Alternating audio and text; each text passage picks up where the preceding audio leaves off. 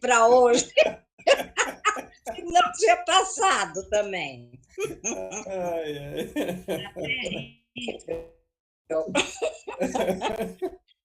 Olha, tô que tô, tirei férias da Tá cabeça. certo. De vez em quando tem que fazer isso mesmo. E aí, tá tudo bem com todos? Tudo bem, tudo bem. Feliz ano novo para nós. Não, tudo bem, obrigado. Obrigado igualmente. Ai, meu Deus. Ainda bem que foi antes da Páscoa, né? Então, É verdade. Ai, meu Deus do céu.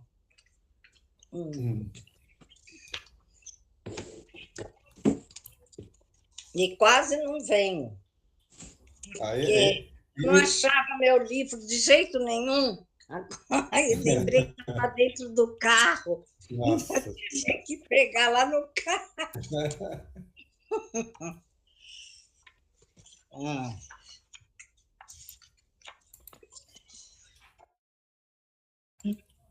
Qual é o capítulo hoje? É o último capítulo, número 60. Para com isso! Vou me matricular de novo no curso. 27. Ai, caramba. Eu achei engraçado semana passada. Ih, esqueci de novo. Ih, me perdi de novo. Boa noite. Boa noite. Ninguém tá vendo. Boa noite, Cris. Boa noite. Boa noite, Ivani. A moça que veio de longe. Boa noite, Sérgio. Tudo bem? Tudo bem? E o homem que está de perto. Tudo bem, e você? Graças a Deus. Então, Boa noite, Marcos. Boa noite, tudo bem? Boa noite, Marcos. Boa noite. Boa noite. Hoje eu vou ficar meio lá, meio cá, que eu acabei de chegar aqui em Guanarema e estou sem energia, então pode ser que tem hora que eu caia, tem hora que eu não caia. O negócio está complicado. Tá uma difícil. festa, Ó, apagou tudo agora. Tá O certo. Marcos estava em Guanarema sem energia elétrica. Oh, meu Deus. A conta não falha um mês, mas a energia... Boa noite, Shirley, tudo bem? Boa noite a todos. Boa noite. Eu quero só contar uma coisa rapidinho para vocês, falando que a conta não falha. Eu estou percebendo agora que a Enel criou o ano de 14 meses. Por quê? Eu paguei uma conta de luz no dia 2 de janeiro e paguei outra agora dia 30. Isso já me aconteceu também. É o ano de 14 meses. Não, mas depois eles vão cobrar lá longe. Vamos ver. A minha não acontece isso, não. A minha eles já mandam tudo numa só, entendeu? Mas é aquela conta.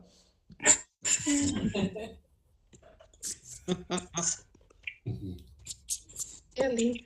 Bom aqui, que a minha mãe tá vendendo energia para os vizinhos, viu? Ah, que legal. Por quê? Tem placas aí, Ivani? Tem placas? Tem energia placas? solar. Tem. Legal.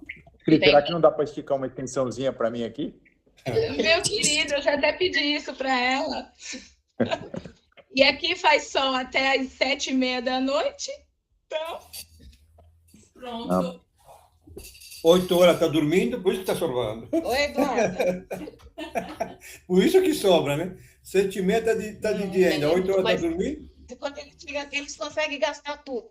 Porque liga tudo. O ar-condicionado aqui tem que ser no 16, senão você não sobrevive. Tá louco, tá louco.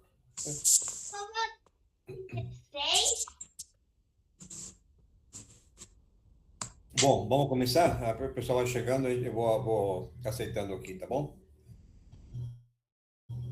Sérgio, dá início então, por favor, com a tua oração. Com certeza.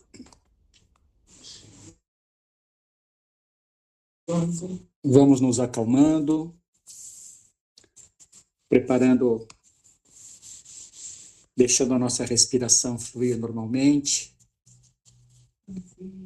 a tranquilidade tomando conta do ambiente, para que nós tenhamos mais uma noite de curso, esclarecimento, que o aprendizado que vamos receber, para que nós possamos seguir em frente no caminho que nos foi desenhado pelo Pai Criador. Do livro Jesus e Nós, mensagem número 6. O nome da mensagem é Filho, Jesus nos abençoe. Surge-nos formosa as oportunidades de serviço, especialmente na área da iluminação de consciências. O momento grave que se vive na Terra é também de especial significado para a libertação moral das criaturas. Enquanto a dor escarnece das soberbas conquistas tecnológicas e a solidão zomba relevantes bênçãos da cultura e da civilização, ante o aspecto da guerra que ameaça as nações, o pensamento de Jesus paira sobranceiro sobre rodas as vidas, repetindo a grandiosa mensagem das bem-aventuranças. Aturdidos e ansiosos, os homens não ouvem as sentenças morais de esperança e consolação que os séculos não lograram abafar. Não obstante, o pandemônio que domina em quase todos os arraiais da atualidade. Há nesses dias carências de amor e necessidade de fé, sede de ternura e fome de fraternidade, ao lado de terríveis problemas que dizimam centenas de milhões de vidas ante um olhar, ora estupefacto, ora indiferente da sociedade terrestre. Nunca houve como agora tanta urgência para a divulgação do bem e da fé raciocinada, como antídotos aos males que graçam em volúpia desesperadora. A doutrina espírita, possuidora de indispensáveis elementos para a iluminação da razão, aguarda que seus adeptos sinceros se movimentem com afã no ministério de sua divulgação. A hora é própria e os recursos encontram-se à disposição de todos, quantos queiram compreender a tarefa desafiadora. Uma exposição das obras periódicas espíritas, de uma bem organizada documentação colocados à disposição do povo, é instrumento de alta utilidade para contribuir em favor da era nova, construindo o homem melhor. Reagindo à onda de insensatez que espraia por todos os lados, parecendo levar de roldão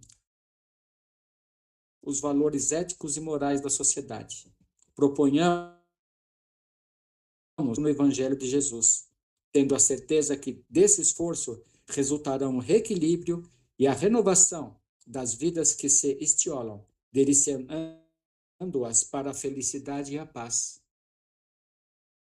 E assim, unamo-nos todos na ação de divulgar o Espiritismo, por todos os meios nobres possíveis, sendo a exposição em planejamento um passo relevante e de muitas oportunidades para tal fim. Rogando a Jesus que nos abençoe, sou o servidor paternal e humílimo de sempre, Bezerra de Menezes. Obrigado, Sérgio. Que é isso.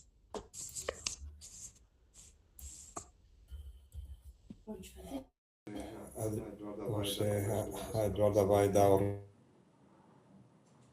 resumo da semana passada, tá bom?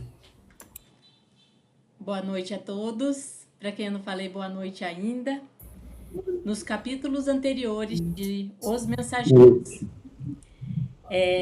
foi justamente depois da prece, né? Depois daquela prece bonita de Ismália, Alfredo ele começou a atender os trabalhadores, os auxiliares que estavam ali ao redor, junto com eles naquela palestra, naquela oração de prece de Ismália, dentro do posto de socorro. E aí, então, a André Luiz, ele se aproximou de Alfredo para que ele pudesse escutar o que Alfredo estava falando, com quem eles estavam falando, para sempre buscar alguma coisa, né?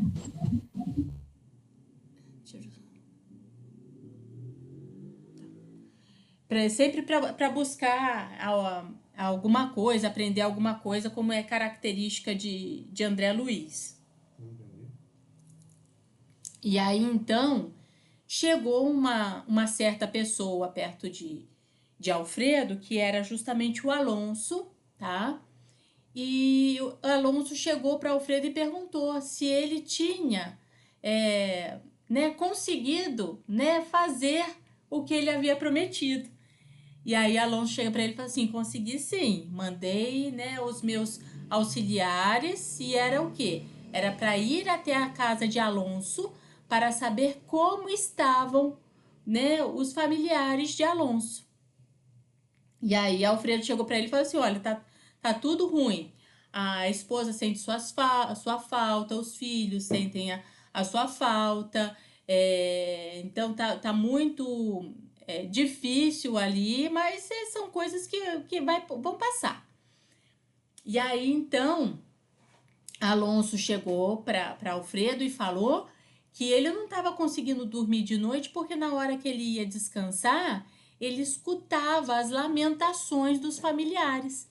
Então, aqueles familiares que estavam fazendo o quê? Obsediando, né, o morto, vamos dizer, a grosso modo. E aí, então,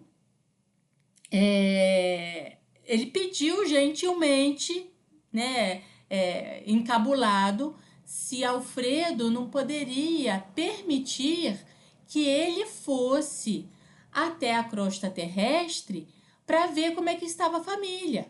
E ele falou que tinha uma casa espírita próxima à casa dele para que ele pudesse passar alguma mensagem para os familiares, e aí com isso os familiares ficarem mais tranquilos.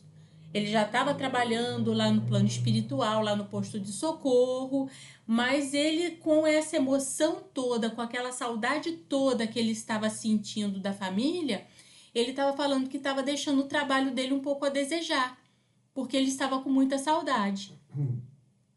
E aí, então, Alfredo fala para ele que não seria possível isso acontecer, porque ele precisava estar muito bem equilibrado para poder dar o apoio necessário à família dele lá na crosta terrestre, né? Então, que corria o risco dele chegar lá na crosta terrestre e se desestabilizar mais ainda com a desestabilização da família, e com isso não conseguir revoltar ao posto de socorro para continuar o trabalho dele de evolução no posto de socorro, né? E ele ficou triste, ficou chateado com isso. E aí Alfredo chega para ele e fala assim: o Alonso, não acontece acasos no plano espiritual, né? A sabedoria do Pai, ela é infinita. Então, essa separação de vocês, ela foi necessária para que cada um começasse a seguir a sua evolução no seu próprio caminho, e não um dependendo do outro. Então, a esposa dele que ficou na Terra, ela precisava ficar sozinha naquele momento. E ele que desencarnou, ele vai ter que fazer o quê? Fazer o processo dele de evolução no outro plano nesse momento. E Alfredo estava falando isso de cadeira, né? Por quê? Porque aconteceu a mesma coisa com ele e com Ismália. Ele não foi lá um bom marido, ele acreditou na intriga dos outros, que essa separação, inclusive, provocou a morte de Ismália, que era um espírito superior bem evoluído. E aí Ismália desencarnou, ele ficou com peso na consciência, morreu logo depois, e aí o que acontece? Ismália, como um espírito mais evoluído, está em outro plano espiritual, e Alfredo ficou ali no posto de socorro de Umbral para que ele pudesse aprender, para que ele pudesse evoluir e chegar ao mesmo nível de Ismalha, e com isso eles voltassem a ficar juntos. E aí foi permitido, pela benevolência do plano espiritual, que Ismalha fizesse o quê? Voltasse ao plano, ao posto de socorro, pelo menos uma vez por mês, para ficar junto com o Alfredo. Então, o Alfredo não estava falando da boca para fora, ele estava falando porque era justamente uma coisa que ele estava vivenciando. E aí ele terminou falando com Alonso. Alonso, há um tempinho aí atrás, eu permiti que 2, né, de nossos assistidos voltassem à crosta terrestre para visitar as suas famílias. E eles foram junto com o apoio aqui do posto de socorro também, com espíritos já mais treinados, mais equilibrados no posto de socorro. Chegou lá, a família estava tão desestruturada que eles não conseguiram sair. Eles se fixaram naquela redoma mental da família e não conseguiram voltar ao posto de socorro por conta do desequilíbrio mental que eles sofreram. Os 2 aconteceram isso. E aí voltaram os assistidos, né, com o rabinho entre as pernas para o posto de socorro, porque os, né, assistidos não conseguiram retornar, não conseguiram se desvencilhar, né, daquela materialidade da família, daquele aprisionamento da família. Eles ficaram presos dentro daquele campo material. E aí Alonso chegou e falou assim, opa, diante disso, melhor eu ficar por aqui mesmo, né, e vamos deixar mais lá para diante, né? E aí ele termina com uma frase que é justamente assim: os voos de grandes alturas pedem asas fortes, né? O que isso quer dizer? Que a gente precisa se fortalecer para que a gente consiga voar alto, né? E assim terminou o capítulo 26 da semana passada.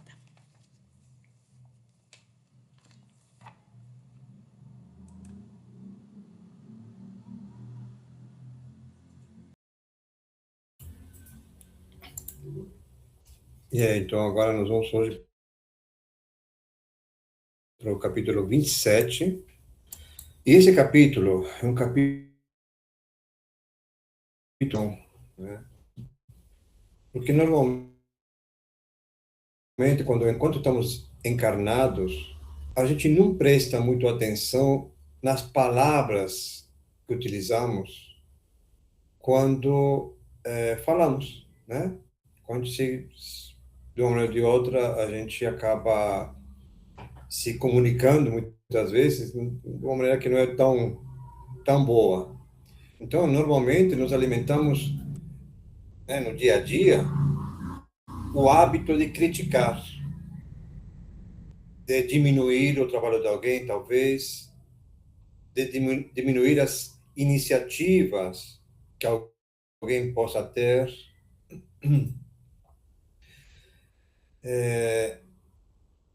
E até mesmo diminuir o caráter das pessoas, né? E tudo isso acontece através das nossas palavras. E muitas vezes a gente acaba utilizando as palavras, né, para destruir algo. E o caluniador, que é o nome do capítulo hoje, né, ele inventa mentiras para destruir a honra de alguém, para destruir a imagem de alguém. E aí, para ele fazer isso, conseguir isso, ele começa a espalhar fatos relacionados àquelas pessoas, né? Que talvez espalha que fizeram algo errado, que cometeram um crime, alguma coisa assim, mas tudo isso não passa de uma mentira. E desta maneira, ele acaba tirando coisas muito importantes dessas pessoas. Então, o capítulo de hoje, ele vai nos fazer refletir se estamos nos comunicando, se estamos falando, ou de que maneira estamos falando, como que estamos utilizando nossas palavras. Então, o capítulo começa assim. Enquanto o administrador se entregava a conversações educativas com os numerosos subordinados, Aniceto chamou-nos à pequena construção isolada e falou: vejamos outro ensinamento. Avançamos na direção de algumas câmeras separadas. Essas câmeras é como se fosse, né, terminou aquele lugar onde ele descreveu que tinham todas aquelas macas de espíritos adormecidos, e câmeras tipo passou, abriu a porta e passou para outro espaço, né? Então essas são as câmeras que ele chama de câmeras, né? São esses espaços divididos, paredes e portas, que você abriu, passou e já está numa outra câmera, numa outra sala, né? Avançamos na direção de algumas câmaras separadas. Nosso instrutor abriu uma porta e vimos um louco que parecia fundamente irritado. Fixou em nós o olhar inexpressivo e gritou, estertoricamente. Aniceto, porém, adiantou-se e cumprimentou atencioso. Como vai, Paulo? As palavras, ao que senti, emitiram certo fluxo magnético e o enfermo revelou profunda modificação. Aquietou-se de súbito, sentou-se mais calmo, embora trêmulo e espantadiço. Então, olha o poder magnético que o Aniceto tem. Bastou ele falar algo e o Paulo acalmou. Então, o Aniceto, ele tem uma força magnética só pela pronúncia da palavra dele, já manifestou essa força com o Paulo. Tem sentido melhoras, Paulo? Perguntou nosso orientador bondosamente, tocando-o no ombro.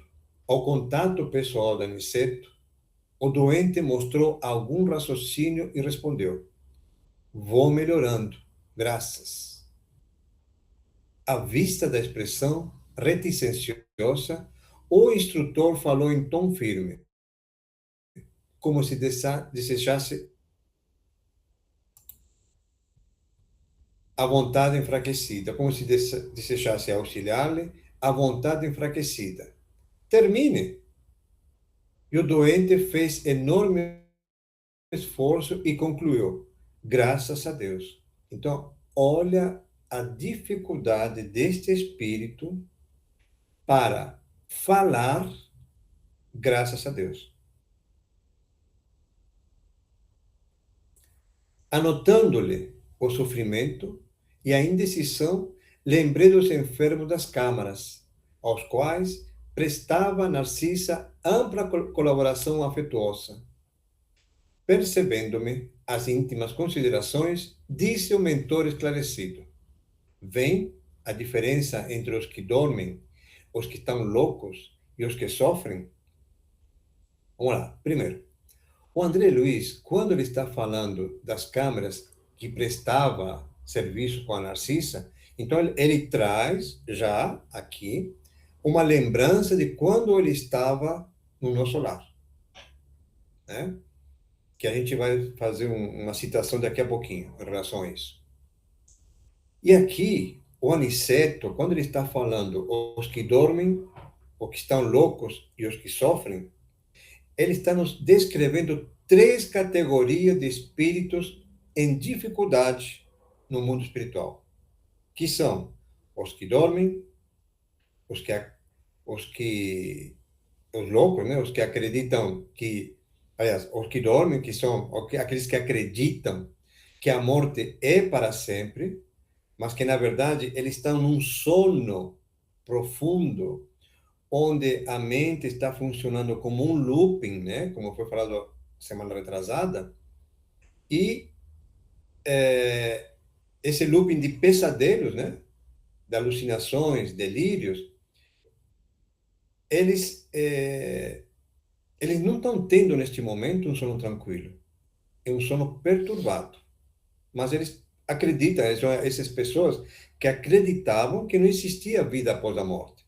Então, é o tempo natural do espírito que ele precisa para, né, dar o estalo e acreditar. E tem os loucos, como Paulo, por exemplo, né, que agora se manifestou na frente do Aniceto, que também não tem um juízo total, né? O Paulo, a gente percebeu já disso, e ainda disso tem os que sofrem. Em nosso lar, não temos dos primeiros, ou seja, no nosso lar não tem os que dormem.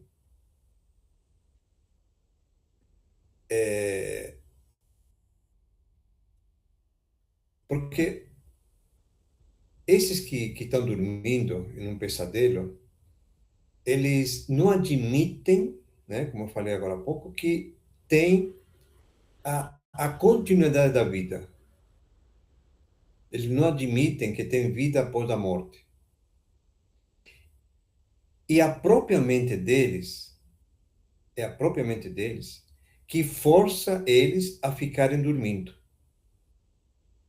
Até que eles tomem consciência de tanto, né? Lembra que no capítulo retrasado, estamos no 27, então no 26, no 25, que foi quando acordaram aqueles dois espíritos, né? Eles ficam naquele looping de pesadelos, que eles só acordam quando estão cansados, quando falam, não acredito, não quero, me ajudem, né? Aí ele dá aquele estalo e acorda. Mas quem faz eles ficarem nesse looping é o próprio espírito. Para eles ficarem como uma autodefesa, inclusive, né? Para eles sentirem, como foi também falado naquele dia, que quando aqueles dois acordaram, e o André Luiz, ele, num primeiro momento, eles, porque se você quiser ajudar eles agora e perceberem onde eles estão, assim, vai criar um problema muito maior. Eles não acreditam que estão mortos ainda. Eles não sabem que morreram. Então, essa questão, né, é o cuidado que nós falamos aquele dia, o cuidado que a espiritualidade tem para não criar um prejuízo maior para o espírito e ficar revoltado, né? Continuando. Então, em nosso lar, não temos dos primeiros. E os que se encontram desequilibrados no serviço da regeneração sentem, na maioria, angústias cruéis. É necessário reconheçamos que os é necessário reconheçamos que os que gemem e sofrem em qualquer parte estão melhorando. Toda lágrima sincera é bendito sintoma da renovação. Então, olha como que é interessante o que o Aniceto está falando aqui, né? O que ele está nos escrevendo, na verdade, é a dor desses espíritos que estão passando, estão sentindo essa dor, é a dor que cura. Tem vezes que o espírito está tão envolvido nos seus vícios, nas suas imperfeições, que somente a própria dor é que vai acordá-lo. É a própria dor é que vai retirar eles daquele ciclo de perturbação, do vício, da maldade, do desequilíbrio que eles estão vivendo. E é nesse momento, olha só, é nesse momento que começa o processo de renovação dele. Então, a dor é um instrumento de purificação, é um instrumento de renovação.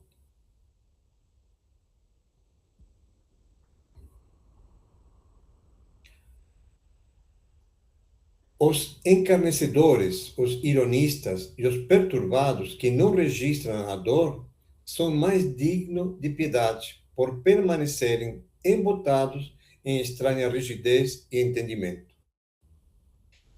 É designado o enfermo sobre nossos olhos, afirmou. Paulo é um doente a caminho de melhora positiva. Ainda não possui a consciência exata da situação, mas já chora. Já padece com as recordações do passado triste. Então, no Paulo, já existe um arrependimento, porque ele está chorando. Ele está lembrando do que ele fez e chora. E a gente sabe que muitas pessoas que lembram, até encarnados, né? Que a gente lembra do que fez lá no passado e não chora. Não chora, não se sente mal, porque ele acredita, na verdade, que ele fez certo. Então, aqui no caso Paulo, ele já começa a despertar, ele já começa a entender, né? Mesmo que vagamente, primeiro que está no outro plano, né, que coisa nova está acontecendo com ele, mas os espíritos, quando começa a ter consciência também de que ele comprometeu a encarnação, né? E aí ainda assim está convicto de que está certo. Ou seja, eu vou falar um pouquinho, vou lembrar daquela mulher, daquela enfermeira. A enfermeira não, é uma mulher que, quando estávamos lá no nosso lar também, ela queria entrar pela porta de trás, né? Se vocês lembram. E aí o segurança do nosso lar não deixou entrar. E quando chegaram os supervisores, viram que naquela mulher tinha alguns pontos negros, né, no perispírito dela. E aí o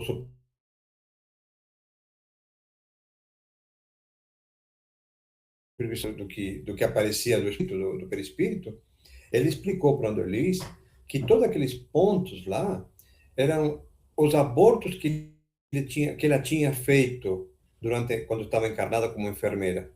E ela acreditava fielmente que aquilo que ela tinha feito estava certo. Então, ela não acreditava, estava convicta que o erro dela não existia. E a mesma coisa acontece com os espíritos. Eles não acreditam, eles acreditam que tudo que eles fizeram estava certo.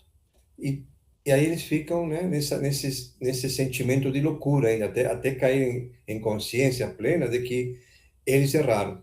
E aí que muda também, né? A dor já é um princípio de que ele já está mudando algo dentro dele.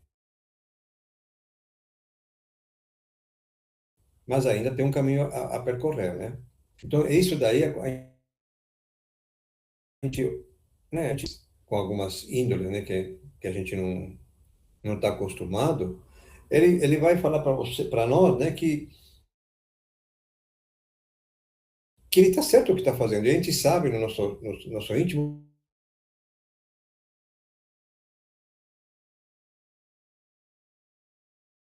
porque não está comprometendo, acreditando que ele está certo.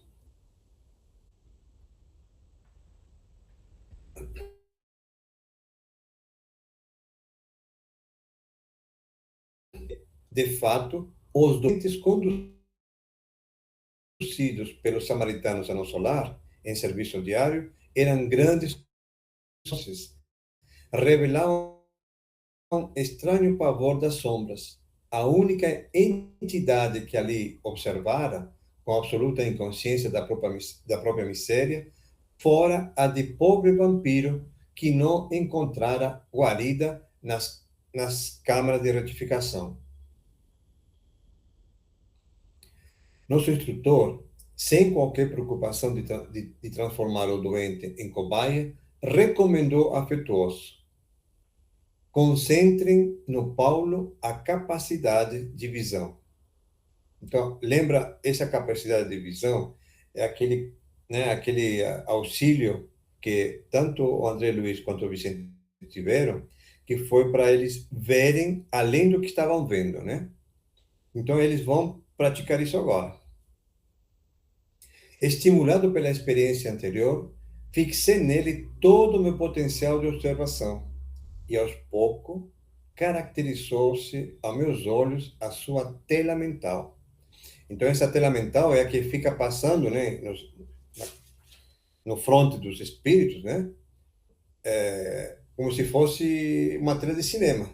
E lá vai aparecer todas as imagens, todas as imperfeições que eles fizeram, as experiências vividas, tudo aquilo que a gente vivenciou, viveu enquanto encarnados, nessa tela mental, passa como um filme.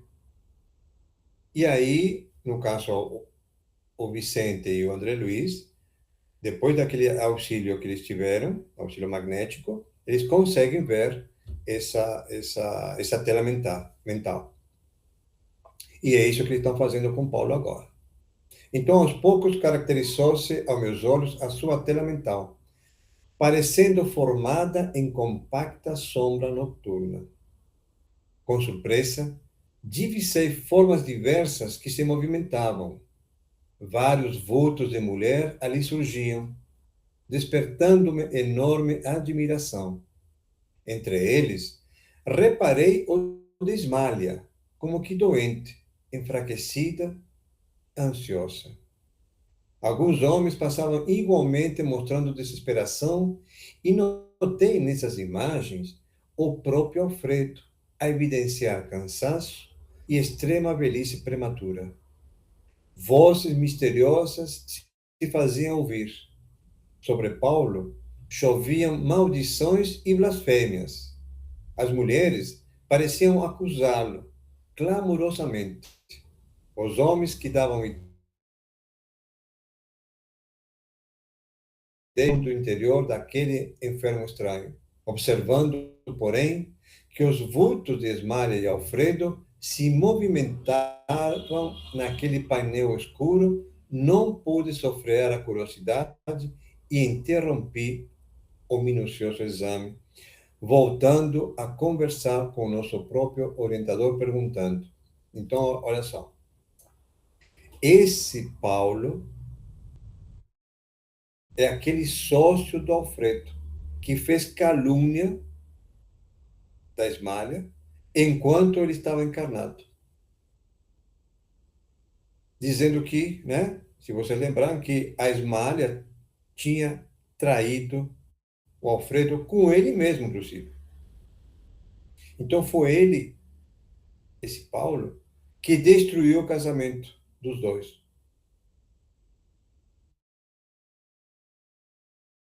Só Paulo destruiu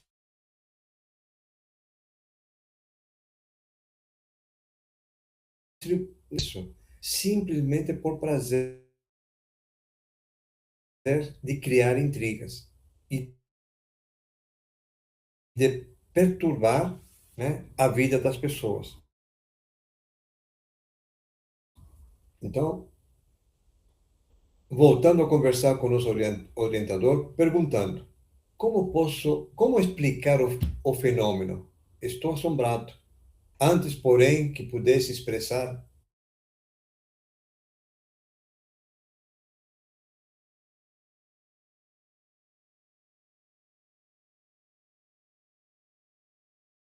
maiormente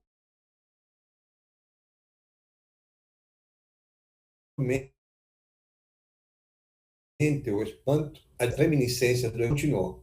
Lembram-se da história de Alfredo? Temos Paulo, contudo, não somente cometeu a ingratidão, como envenenou outros amigos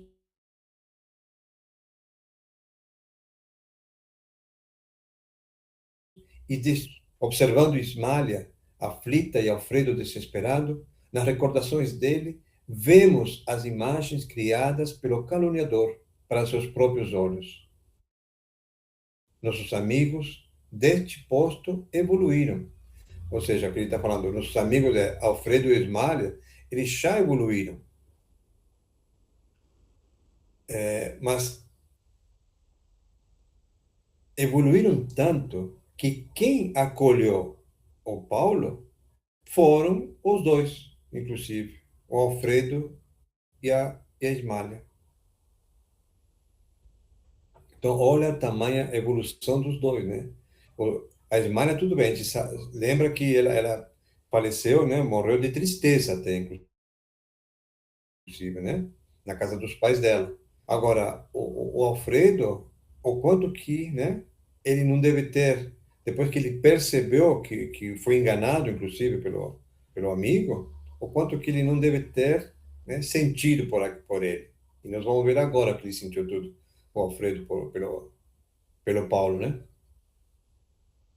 Nossos amigos deste posto evoluíram, transpuseram a fronteira da mágoa, escaparam aos monstros do ódio e vestem-se hoje de luz. No entanto, Paulo os vê como imagina, para escarmento de suas culpas. O criminoso nunca consegue fugir da verdadeira justiça universal, porque carrega o crime cometido a qualquer lugar que ele for, a qualquer parte. Então, aqui nós vemos a diferença entre a justiça humana e a justiça divina. Na justiça humana, para se fazer justiça aqui, nós temos que abrir um processo, nós temos que juntar provas, e a gente sabe que muitas vezes juntar as provas não é tão fácil assim. Mas na justiça divina, lá não tem jeito. Porque aquela tela mental que o André Luiz viu, né? Que todos nós temos, quando a gente desencarnar, nós vamos ter isso. Naquela tela mental desse criminoso, no caso, ela é a prova do crime. E para onde ele for, ele vai estar carregando totalmente tudo isso. Agora, como que a gente vai limpar essa tela, né? Como que a gente vai dar um delete nessa tela mental? O jeito de resgatar isso, de resgatar o mal, né, praticado, é reparando esse mal. É reparando esse mal. É só assim que a gente vai conseguir apagar, deletar essa tela mental. Então, aquele máximo, né, o mal quando se fala, o mal se cura com o bem, né? Uma coisa assim, né, que fala, né? O mal, eu não lembro, eu sei que tem uma frase que o mal se cura com o bem, uma coisa, não lembro agora, mas é uma máxima também. Tanto nos círculos carnais como aqui, a paisagem real do espírito é a do campo interior. Viveremos, de fato, com as criações mais íntimas de nossa alma. Então, já que vamos viver com as criações mais íntimas de nossas almas, é por isso que é importante de criarmos uma vida interior rica, cultivando essa vida com orações, com meditações, com uma boa leitura, com bons hábitos, para que a gente possa cultivar uma vida interior equilibrada. E desta maneira, tudo isso que a gente cultivar, nós vamos estar carregando também para sempre. Então, a gente pode estar carregando para sempre tanto os nossos atos não tão bons, né? Como tudo aquilo de bom que a gente fizer. Preparando-me a dificuldade para compreender de pronto, Aniceto prosseguiu depois de pequeno intervalo. Para melhor elucidação, recordemos a crucificação do Mestre Divino. Sabemos que Jesus penetrou na glória sublime, logo após a suprema dor do Calvário. Entretanto, estamos ainda a vê-lo frequentemente pendurado na cruz, martirizado pelos nossos erros, flagelado pelos nossos açoites, porque a visão interior a isso nos compele. A condenação do Mestre foi um crime coletivo, e esse crime estará conosco até o dia em que nos vestirmos na divina luz da redenção. O que o Aniceto está nos falando aqui, com essa frase, a condenação do Mestre foi um crime coletivo, é que, inconscientemente, a humanidade carrega isto, essa crucificação do Cristo até hoje. Nós carregamos a culpa do Cristo até hoje. De tão forte que foi esse momento, a gente não consegue ainda se desligar. E, como ele disse aqui, vamos só conseguir fazer isso quando nos vestirmos na divina luz da redenção. É bem interessante isso, porque imagina só, depois de 2000 anos, a gente ainda carregar esse peso de olhar, quando a gente olha, normalmente são nas igrejas, né? Que a gente vê na cruz o Cristo crucificado, a gente olha e se compadece, né, com ele. E muitas vezes fala, como que a gente consegue, né? A gente pode até, como que a gente consegue fazer isso? Quando a gente fala consegue, é a humanidade, é o homem, é o ser humano. Então a gente se cobra por algo que aconteceu há 2000 anos atrás, como se tivéssemos ainda, né, participado de uma maneira ou de outra. Então é muito pesado para nós ainda olhar para o Cristo, né, na cruz, e é como se levássemos uma culpa por tudo isso também, de tão forte que foi esse momento. Nós carregamos a culpa por 2000 anos, mais de 2000 anos já. O esclarecimento não poderia ser mais lúcido. Sentia-me diante de nobre revelação. O dever possui as bênçãos da confiança, mas a dívida tem os fantasmas da cobrança. Tornou o generoso mentor com grande acento. Então, o dever possui as bênçãos da confiança, mas a dívida tem os fantasmas da cobrança. Quem contrai uma dívida, ele vai carregar também, junto com essas, são as perturbações. E essas são todas as marcas que pode ter como, né, chamar ele de devedor.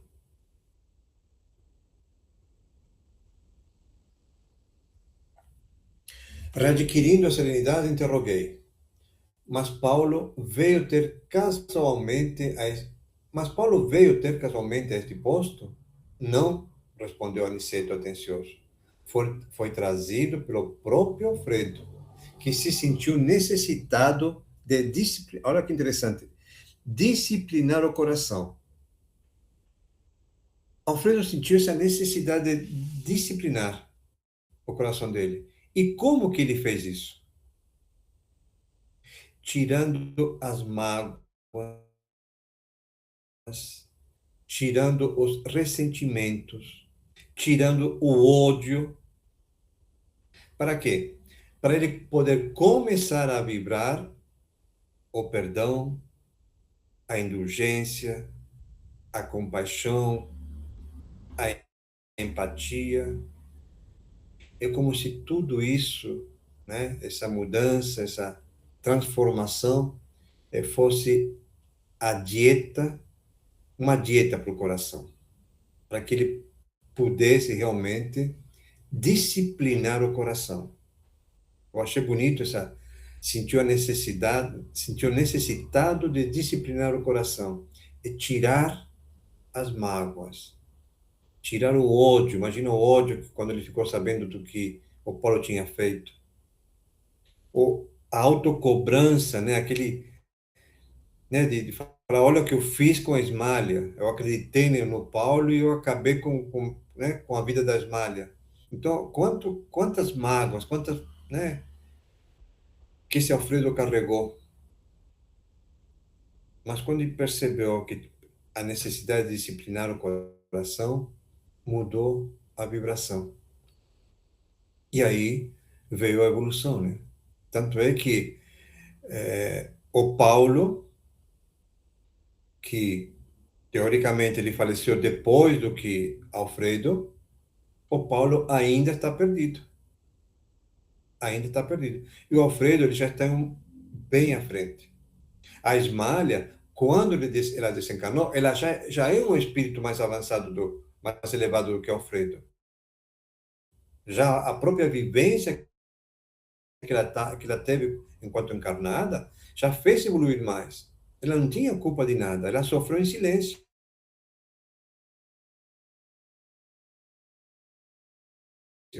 Naquele Então, essa resignação, tudo isso, ela já teve antes, em vida.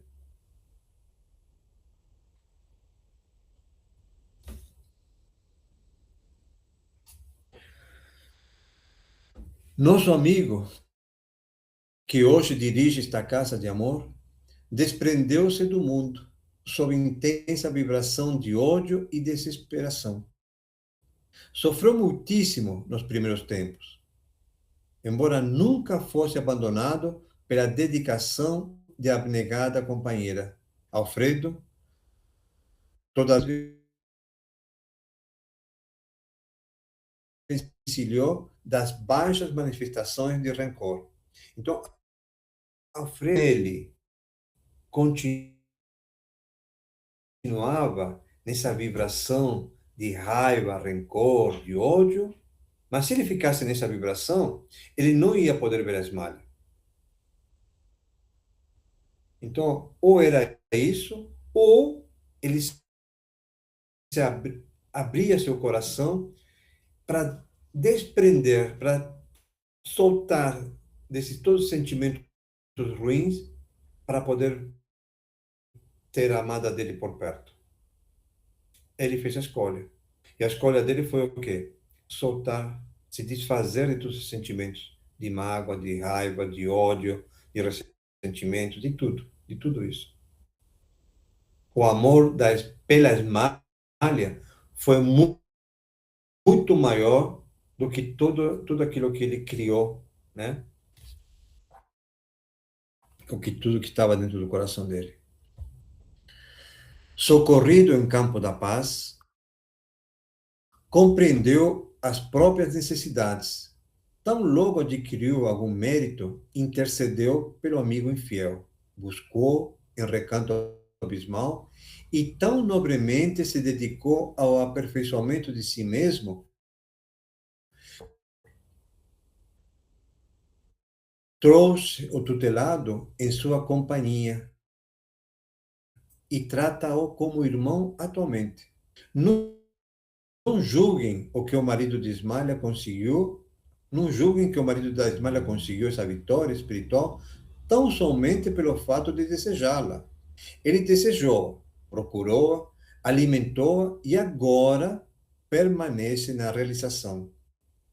Há muitos anos, conversa com Paulo diariamente.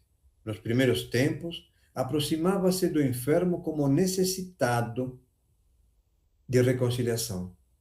Depois, como uma pessoa caridosa. E mais tarde, adquiriu entendimento, comparando as situações. Então, aqui, o Alfredo, ele percebe que quem estava na pior era quem prejudicou ele. Porque o Alfredo já estava bem, já estava em outra face, né? Em outro nível. Então, quando ele fala comparando as situações, é porque ele já está comparando, fala, poxa, olha tudo que ele fez e onde ele está se encontrando. Enquanto eu preciso me compadecer com ele, né? E aí que ele, né, desenvolveu tudo isso pelo Paulo, pelo irmão, que agora ele chama de irmão. Comparando as situações. Em seguida, sentiu piedade. Logo após, experimentou a simpatia e, presentemente, conquistou a verdadeira fraternidade, o amor sublime de irmão pelo ex-inimigo. Eu vou derrubar rapidinho, faltam 2 minutos, falta pouca coisa aqui, mas de repente não dá para terminar, tá bom? Vou abrir de novo outra sala.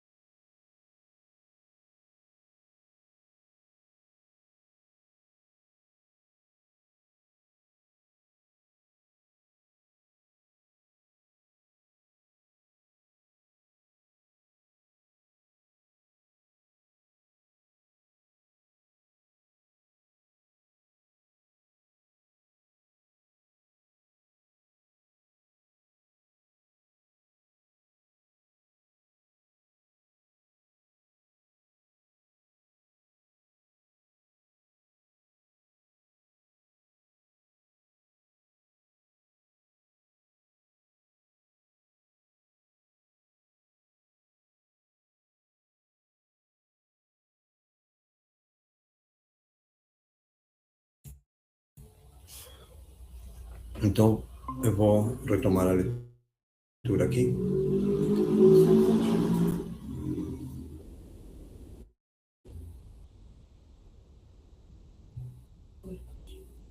Em seguida, sentiu piedade, logo após, experimentou simpatia e, presentemente, conquistou a verdadeira fraternidade, o amor sublime de irmão pelo ex-inimigo.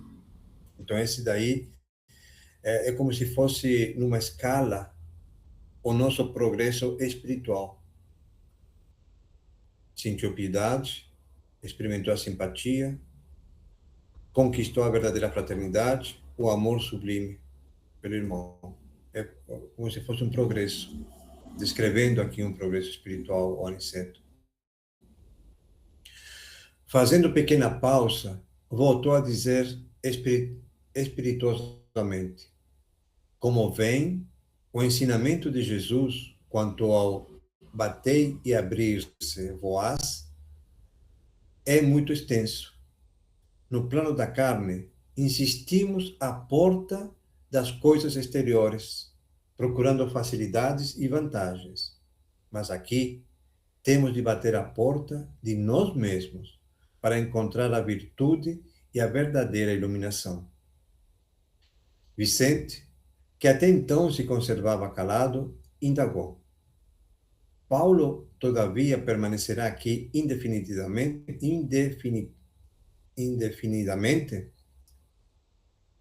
Nosso instrutor fez um gesto significativo e concluiu: voltará breve à terra. Ismália tem feito ao seu favor inúmeras intercessões e não deseja que ele, ao retornar à razão plena, se sinta humilhado com o benefício das próprias vítimas. Uma das irmãs, por ele caluniada no mundo, já voltou ao círculo carnal, e a abnegada esposa de Alfredo pediu-lhe que recebesse Paulo como filho, tão logo seja oportuno.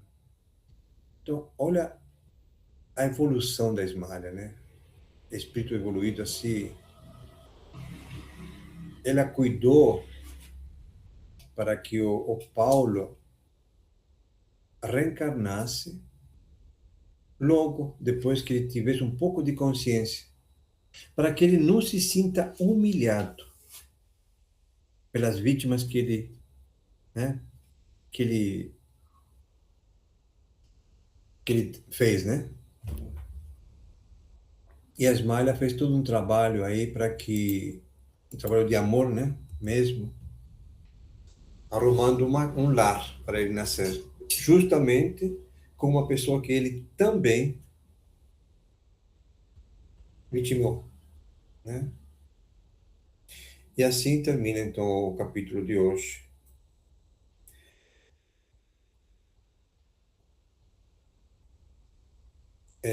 Ok. Alguém? A sessão está livre para comentários.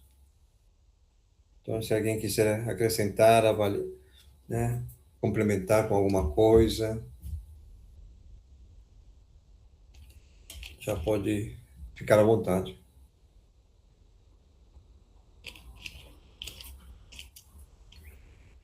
Eduarda.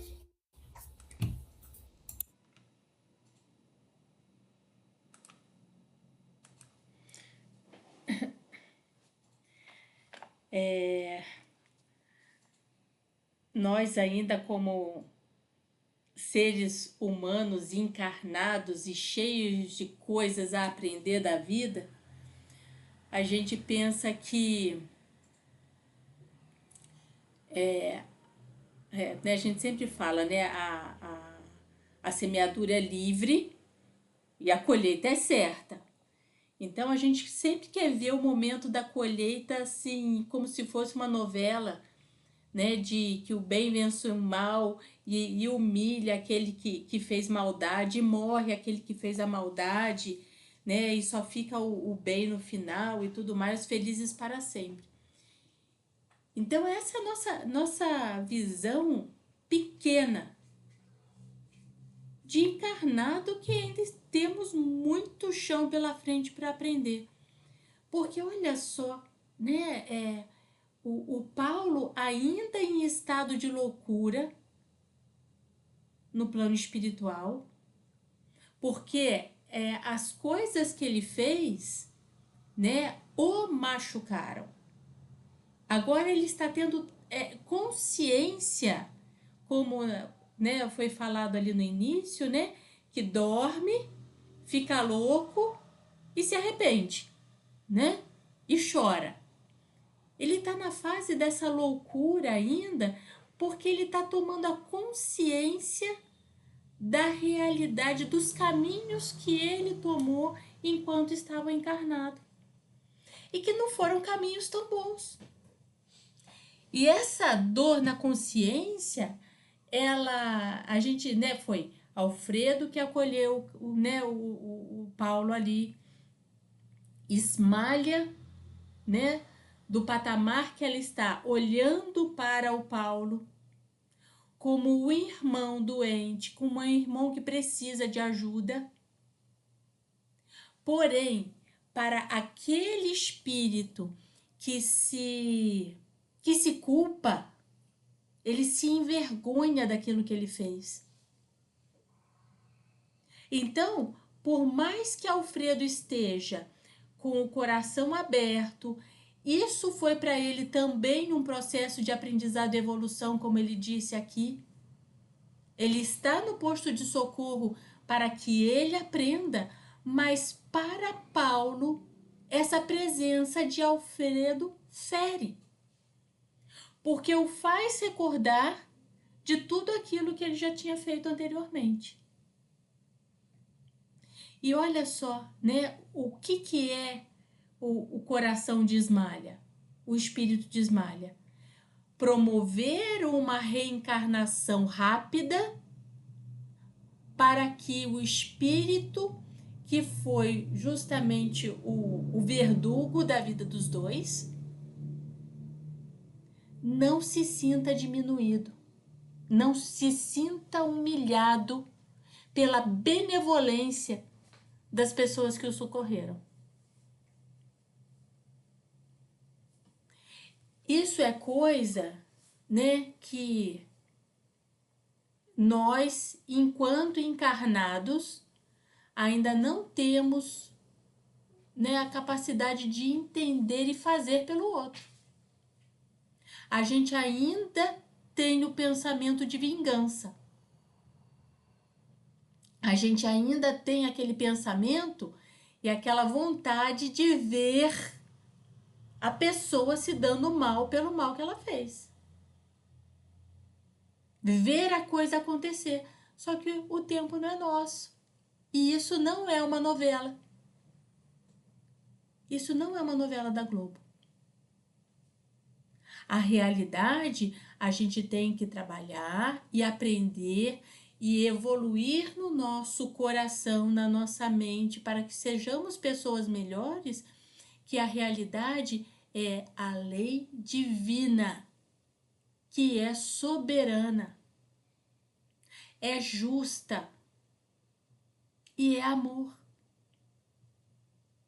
Então, às vezes, a novela não vai terminar da maneira que a gente quer, como espíritos pequenos e julgadores.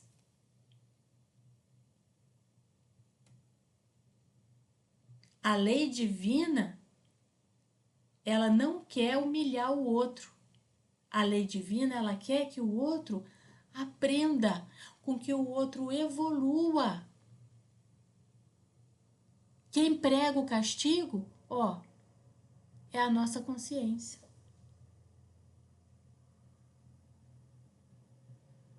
E que coração de Ismalha, hein?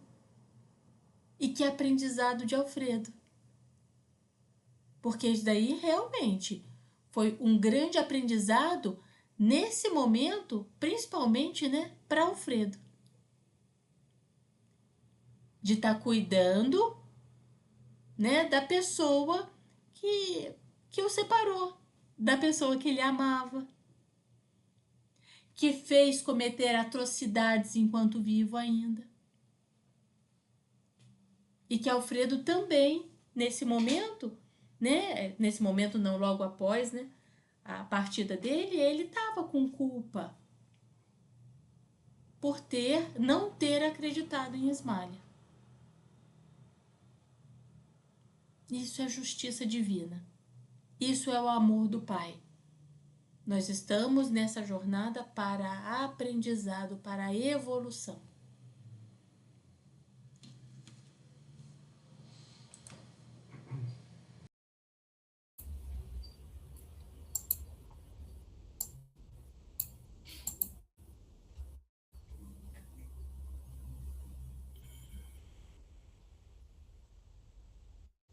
Eu fico pensando, né? Quem não critica alguém? Né? Que tira a primeira pedra que não criticou nunca ninguém, né? E quando a gente critica, nós estamos criticando por quê? Porque nós achamos que o nosso olhar é o verdadeiro. O outro está errado. E aí estamos alimentando talvez algo que para o outro, não seja certo. Para nós é o certo. E aí eu imagino depois, né? Nessa tela mental, no caso que ele descreveu aqui, o Aniceto, ou aliás, o André Luiz, quando ele se aprofundou, aí eu fico pensando como será a minha tela mental, né? Porque criticar, gente, bom, eu critico, né? E quando eu critico, é porque eu acredito no meu ponto de vista. Meu ponto de vista foi criado pelas minhas crenças, pelos meus valores. E aí, assim, a gente pode começar a perceber que cada um tem os seus valores, cada um tem suas crenças. E aí a gente fala o quê? Não existe certo e errado.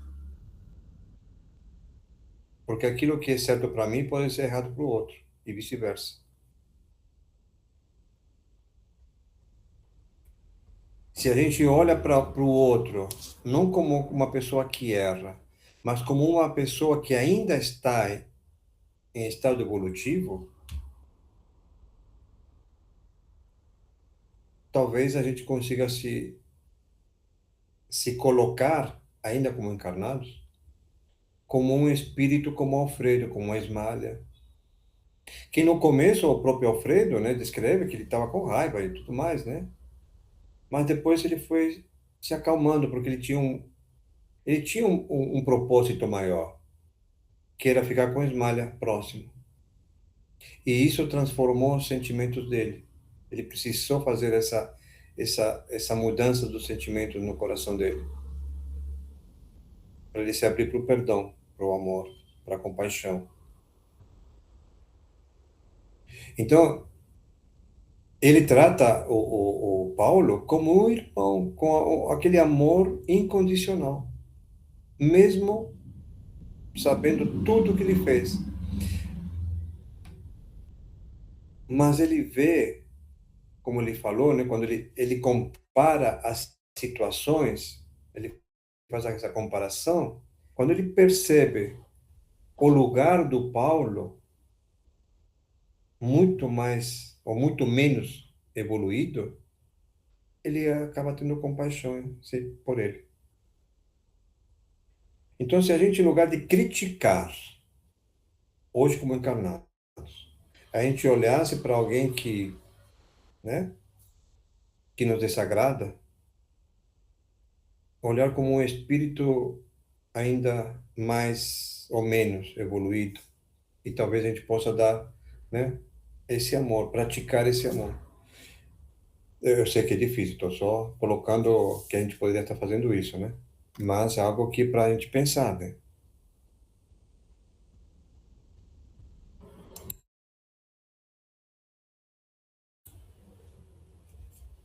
Mas, mas alguém quer complementar com algo?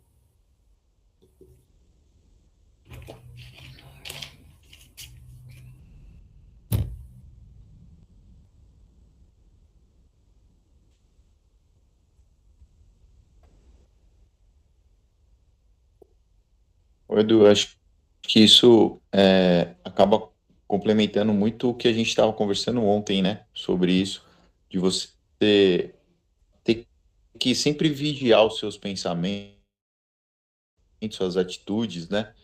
Porque é muito difícil com as provas Uhum. que a gente tem no dia a dia, com tudo que a gente passa por hoje no mundo, né? Com essa intolerância, os pensamentos muito polarizados, né? Em relação a tudo, né? Você respeitar hoje a opinião do outro é muito difícil, porque são opiniões muito opostas, né, em relação Uhum. a qualquer assunto. Então, hoje todo mundo quer ter razão, É. né? Ninguém quer ser feliz, ele quer ter razão, né? Então, é muito difícil. Então, acho que você vigiar o tempo todo do que você está pensando, a forma que você está agindo, acho que faz parte da nossa evolução. Errar, julgar, às vezes você criticar, mas acho que o quanto você tenta se policiar para que você cada vez mais vai diminuindo esse seu comportamento, eu acho que isso é a parte que nos cabe da evolução, né? Sim, sim.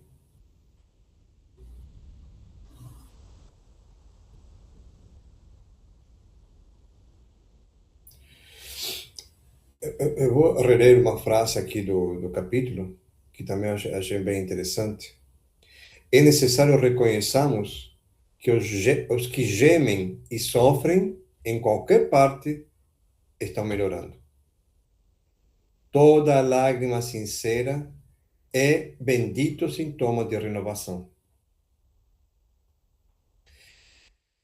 Quem de nós já não chorou por um momento de arrependimento pelo que fez, né? Né? Então, essas lágrimas, quando foram sinceras, nossa, né, que eu digo, realmente a gente faz com que, num próximo momento, a gente pense antes de agir. A gente já sofreu por isso. A gente já passou por isso.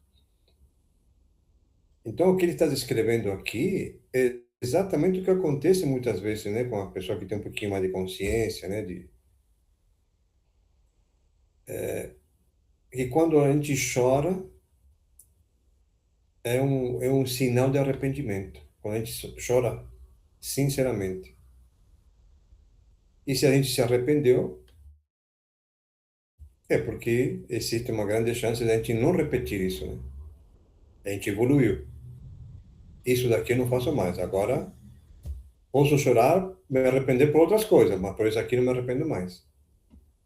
Eu não vou fazer mais.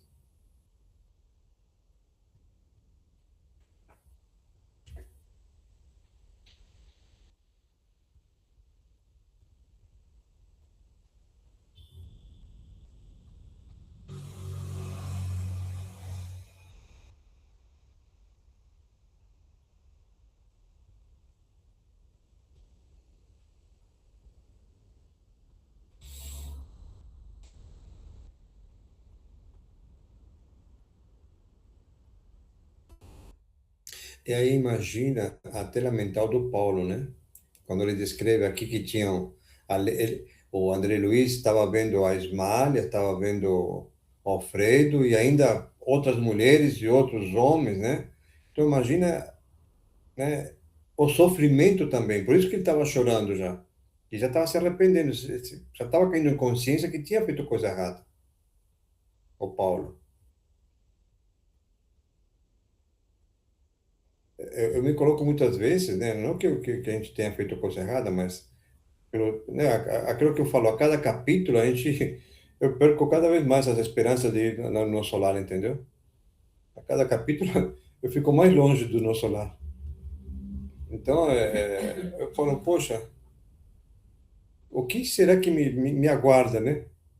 O que será que me aguarda nessa tela mental? O pior é que não dá para esconder nada, estou dormindo ainda. Estou dormindo, não dá nem para pensar em nada, nem para tentar enganar. Imagina.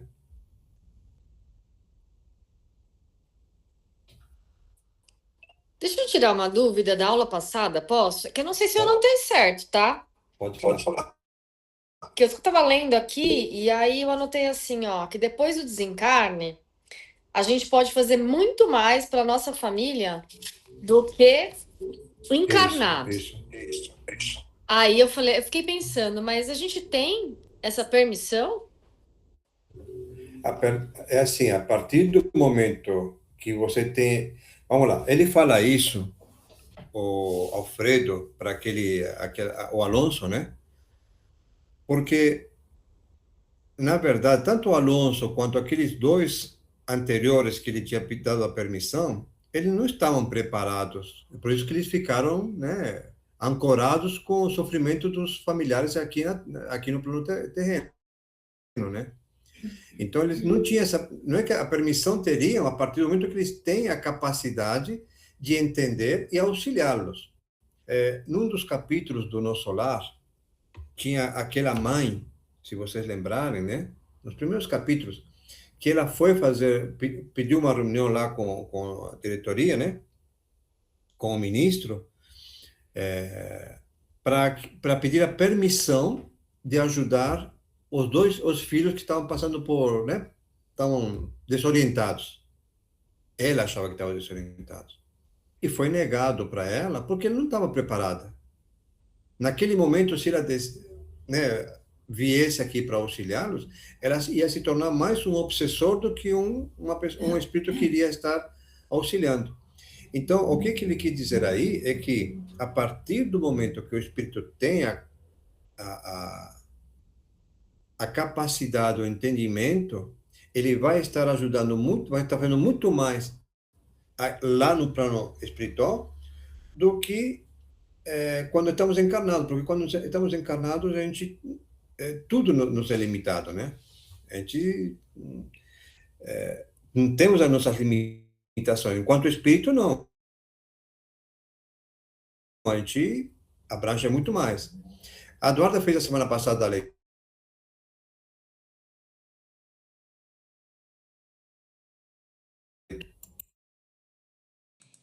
Quando ele falou dessa situação de que no plano espiritual a gente pode ajudar mais os familiares, é porque quando nós estamos no plano material, a nossa ajuda, a nossa necessidade de ajuda, ela acaba sendo não menos importante, mas ela acaba sendo voltada apenas para as questões de matéria. Aquilo que vai nos sobreviver, vai fazer a gente sobreviver nessa matéria. Então, é importante, né, a gente olhar de uma forma para, né, moradia, a higiene, a saúde, né, a doença, o trabalho, as responsabilidades materiais que temos. Isso é uma coisa legítima, ela é, né, ela é assim, importante para a gente nesse momento, porém, ela é perecível. A gente vai morrer, a gente não vai levar nada disso para outro lado. Ao passo que a gente deveria dar mais atenção, tanta atenção quanto, para as coisas que são insubstanciais, que elas não são materiais. Como, né, se ligar a uma religião, ao plano espiritual, entender das coisas do Espírito, entender das coisas de Deus, do amor de Deus, que são coisas importantes e são essas coisas que nós vamos levar para o plano espiritual. Então, a partir do momento em que a gente tem esse embasamento do plano espiritual, essas noções do que nos aguarda no plano espiritual, quando nós estamos no plano espiritual, a gente pode sim, né, fazer com que esses nossos familiares eles sejam mais atingidos por essas vibrações que são imperecíveis. Muito mais. Por exemplo, no plano espiritual, a gente não vai poder fazer o nosso ente querido aqui ganhar na loteria, né?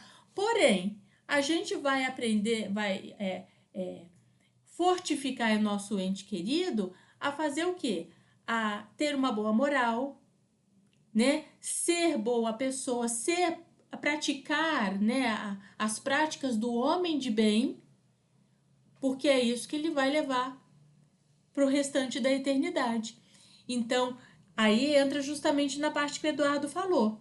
A gente precisa estar fortalecido moralmente, fortalecido espiritualmente, né? Como foi falado no final do último capítulo, ter asas fortes para alçar grandes voos. Então, eu só vou entregar para os meus entes queridos que estão aqui, tá?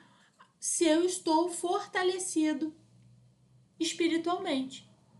E aí vai ser o quê? A partir desse momento em que eu estou fazendo a minha evolução espiritual, estou fortalecendo o meu espírito, eu vou ter permissão para ajudar os meus entes queridos que estão encarnados ainda.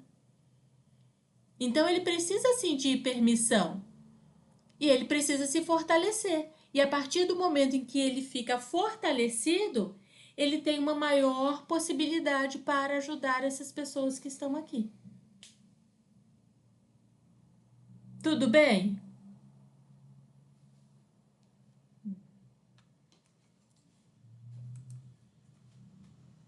Sim, obrigada, Eduarda.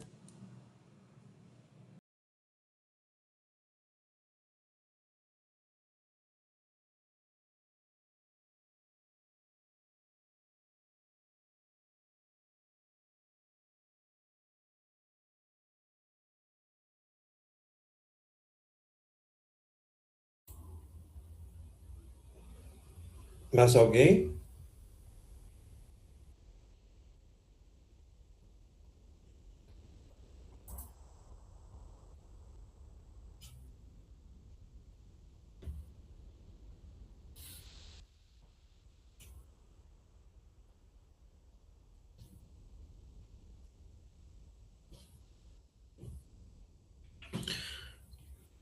Outra frase legal aqui que o o Aniceto fala que o criminoso nunca consegue fugir da verdadeira justiça universal, porque carrega o crime cometido em qualquer parte. Então é isso daí, né? E o único jeito de a gente, né, mudar tudo isto é pela ação do bem, né? Do amor. Mas, enquanto isso, nós vamos estar levando um cartaz. Eu sou criminoso, eu sou isso, eu sou aquilo outro. Imagina se houver, né, esse negócio de discriminação, né? Aí você está passando nas ruas, andando nas ruas, assim, espiritualmente, e um luminoso falando quem você é, o que que você fez. Legal, né? É melhor estar dormindo mesmo. É melhor dormir.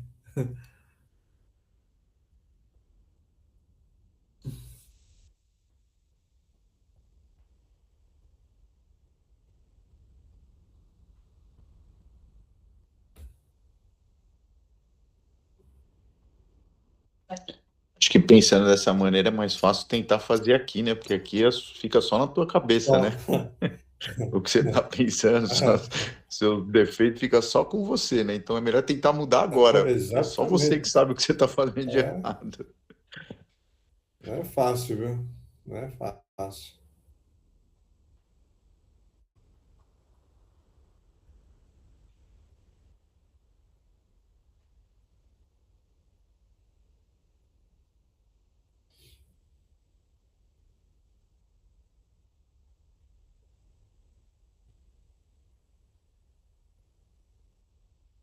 E outra questão aqui também, quando ele fala assim, são frases assim que me fizeram pensar bastante, viu? Até porque eu entendo que de uma maneira ou de outra, a gente carrega, aí eu vou falar um pouquinho de sistema familiar, né? A gente carrega no nosso sistema familiar pensamentos de nossos ancestrais, né? Então, quando ele fala assim, sabemos que Jesus penetrou na glória sublime logo após a suprema corte da dor do Calvário. Entretanto, estamos ainda a vê-lo frequentemente pendurado na cruz, martirizado pelos nossos erros. Ele não está falando pelos erros daquela época, do pessoal daquela época. Pelos nossos erros, flagelado pelos nossos açoites, porque a visão interior a isso nos compele. Não está falando do pessoal dos romanos, não está falando nada disso, dos nossos. É por isso que a gente ainda carrega esse peso ainda.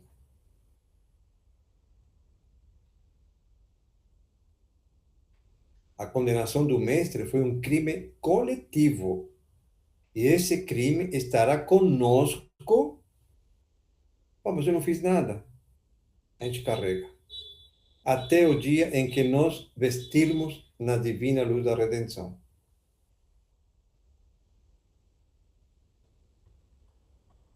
Então, é complicado, a gente começa a falar, poxa, até hoje, eu também faço parte de tudo isso, né?